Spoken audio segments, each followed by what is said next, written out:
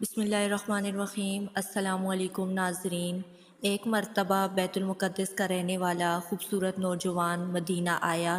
جب اس نے حجر رسول صلی اللہ علیہ وآلہ وسلم کا مشاہدہ کیا تو مسجد گیا اور شب روز عبادت میں مشغول رہتا تھا۔ رات نمازوں میں گزرتی اور دن کو روزے میں رہتا۔ گویا اس کی عبادت کا یہ عالم تھا کہ لوگ اس کی جیسی نماز کرنے کی آرزو کرتے تھے۔ حضرت عمر رضی اللہ تعالیٰ عنہ جو کہ اس وقت خلیفہ تھے، ان کے پاس آتے اور ان سے کہتے تھے کہ اس سے کسی چیز کا تقاضا کرے۔ نوجوان کہتا میری ضرورت صرف اللہ تعالیٰ ہے۔ کچھ مدت کے بعد وہ حضرت عمر کے پاس آیا اور ایک بند ڈبہ انہیں بطور امانت دیتے ہوئے ان سے ایک قافلے کی ہمراہی میں عازم حج ہونے کی اجازت چاہی۔ حضرت عمر رضی اللہ تعالیٰ عنہ نے سالار قافلہ سے اس کی سفارش کی۔ قافلے میں خوبصورت جوان عورت بھی شامل تھی جو ہمیشہ اس جوان پر نظر رکھتی تھی۔ ایک دن اس کے پاس آئی اور کہنے لگی، اے نوجوان، تمہارا جسم کتنا خوبصورت ہے اور دل لبھانے والا ہے، جس نے مجھے تمہارا فریفہ بنا دیا ہے۔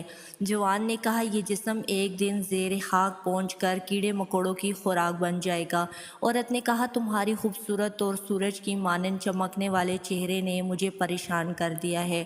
نوجوان نے کہا، خدا سے ڈرو، تمہاری باتیں میرے لیے مزاحمت کا باعث ہیں۔ عورت نے اظہار کیا، میری ایک حاجت ہے اور جب تک تم اسے پورا نہ کرو گے میں تمہیں ہرگز نہ چھوڑوں گی۔ نوجوان نے کہا، تمہاری کیا حاجت ہے؟ عورت نے کہا، یہ کہ میرے ساتھ ہم بستری کرو۔ نوجوان نے اسے نصیحت کی اور اللہ سے ڈرایا، لیکن اس کی کوئی بات عورت پر کارگر نہ ہو سکی۔ وہ کہنے لگی، اگر تم نے میری چاہت پوری نہ کی تو پھر یاد رکھو عورتوں والی چال چلوں گی، جس سے تمہارے لیے کوئی راہ نجات نہیں ہوگی۔ نوجوان نے اس کی باتوں کی پرواہ نہ کی۔ ایک رات نوجوان جب تقریباً صبح تک سخت عبادت سے تھکا ہوا محب خاک ہو گیا تو عورت اس کے سرہانے آئی اور اس کے سر کے نیچے سے سامان کا تھیلا نکالا اور اس میں سونے کے 500 دینار سکوں کی تھیلی رکھ دی۔ اس تھیلی سے اسی طرح احتیاط سے اس کے سر کے نیچے رکھ دی اور چلی گئی۔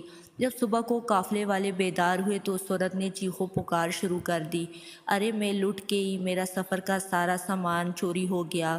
سالار قافلہ نے مجاہدین اور انسان کے 2 آدمیوں کو ذمہ داری سونپی کہ تمام مسافروں کے سامان کو اچھی طرح چیک کرے۔ ان دونوں نے خوب تلاشی لی مگر تھیلی کو نہ ڈھونڈ سکے۔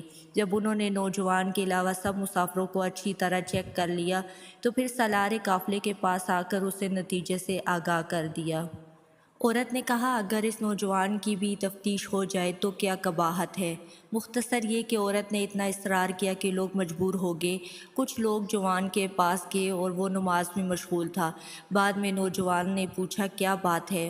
انہوں نے عابد سے سارا ماجرا کہہ دیا اور پھر کہا کہ ہم نے تمام مسافروں کی تلاشی لے لی ہے، اب صرف آپ باقی بچے ہیں، لیکن ہم نے بغیر آپ کی اجازت کے آپ کے سامان کو ہاتھ لگانا مناسب نہیں سمجھا، چونکہ آپ کے لیے حضرت عمر رضی اللہ تعالیٰ عنہ نے ہم سے کافی سفارش کی تھی۔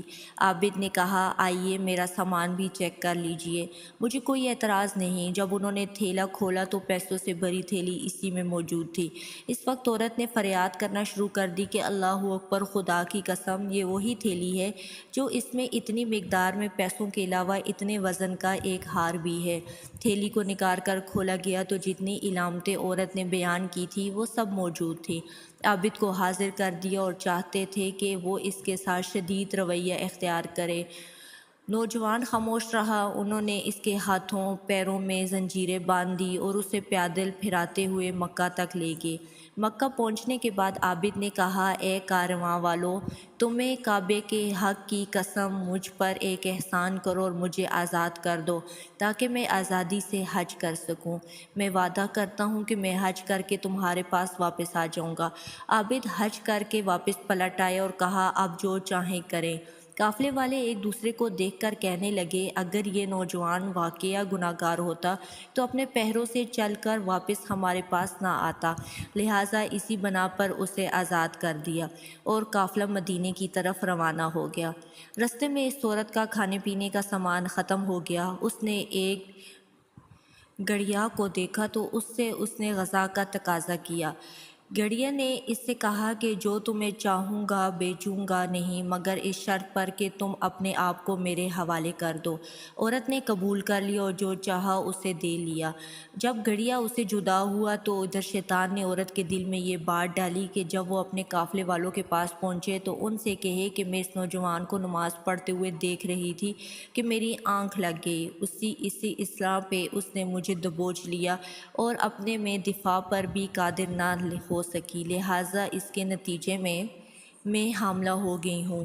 عورت نے شیطان کے اکسانے کے مطابق عمل کیا۔ اس قافلے والوں نے بھی اس چوری والے معاملے کی بنا پر عورت کی بات پر بھروسہ کرتے ہوئے نوجوان سے کہا کہ چوری کافی نہ تھی کہ اب اس کی عزت پر بھی حملہ کر بیٹھے ہو، پھر اسے زنجیروں میں جکڑ دیا، اور نوجوان اب بھی خاموش رہا۔ جب یہ لوگ مدینے کے قریب پہنچے تو حضرت عمر چند لوگوں کے ہمراہ قافلے کے استقبال کے لیے آئے۔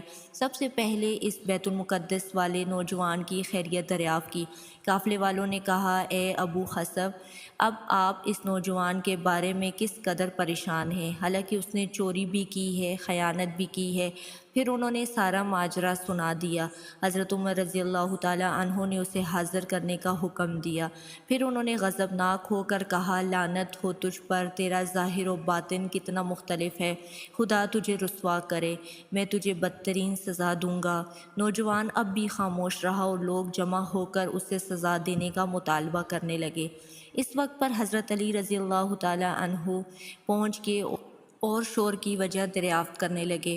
انہوں نے کہا، اس بیت المقدس کے جوان نے جو ظاہر و باطن عابد ہے، چوری بھی کی ہے اور اس کو خیانت کا بھی مرتکب ہوا ہے۔ حضرت علی رضی اللہ تعالیٰ عنہ نے فرمایا کہ خدا کی قسم، نہ اس نے چوری کی ہے اور نہ کوئی دوسرا خلاف شریعت کام انجام دیا ہے، بلکہ حقیقی حاجی یہی ہے۔ حضرت عمر رضی اللہ تعالیٰ عنہ نے جب حضرت علی رضی اللہ تعالیٰ عنہ کی گفتگو سنی تو اپنی جگہ سے اٹھے اور حضرت علی کو اپنی جگہ بٹھایا۔ وہ نوجوان زنجیروں میں جکڑا ہوا سر کو جھکائے کھڑا تھا اور عورت بھی وہاں موجود تھی۔ حضرت علی علیہ السلام نے اس عورت کی طرف رخ کر کے فرمایا، لعنت ہو تجھ پر، اپنا قصہ بیان کر۔ عورت نے کہا، یا علی، اس شخص نے میرے پیسے چوری کیے اور یہ سب قافلے والے اس کے گواہ ہیں۔ میرے سکوں کی تھیلی اس کے سامان سے ہی برآمد ہوئی ہے، اور پھر اس نے صرف اسی طرف اکتفا نہیں کی بلکہ ایک رات جب میں اسے نماز پڑھتے دیکھ کر اس پر شیفتہ ہو رہی تھی اور میری آنکھ لگ گئی تھی تو اس نے موقع سے فائدہ اٹھا کر میری طرف ہاتھ بڑھایا اور اپنا دفاع نہ کر سکی۔ حضرت علی علیہ السلام نے فرمایا، اے ملعون، تو جھوٹ بول رہی ہے۔ پھر فرمایا، اے ابو حصب، اس مرد کا تراسل نہیں ہے۔ پھر حضرت علی علیہ السلام نے جو کچھ اس عورت اور جوان کے مابین اور عورتوں کو ڈربے کے مابین پیش کیا ہے سب کچھ سنا ڈالا۔ عورت فریاد کرنے لگی، ہائے میں رسوا ہو گئی۔ حضرت علی نے فرمایا، اب تو خود لوگوں کو اپنا ماجرا سنا۔ عورت نے تمام ماجرا سنایا اور اس کا اقرار بھی کیا۔ حضرت علی نے فرمایا، اے عورت، وہ بوڑھا شخص شیطان تھا کہ جس نے تجھے اکسایا تھا۔ پھر حضرت عمر نے سوال کیا، اب اس عورت کے ساتھ کیا کیا جائے؟ حضرت علی نے فرمایا، وضع حمل تو صبر کرو، اس کے بعد یہودیوں کے قبرستان میں اسے سنسار کرنا۔ انہوں نے حضرت علی کے فرمان کے مطابق عمل کیا اور وہ نوجوان ہمیشہ مسجد میں خادم کی حیثیت سے رہا۔ حضرت عمر حضرت علی کی اس رہنمائی پر اپنی جگہ سے کھڑے ہو گئے اور لوگ بھی کھڑے ہو گئے، اس حالت میں کہ سب کے سب حضرت علی کے اس فیصلے کے غیب گوئی پر انتہائی حیران تھے۔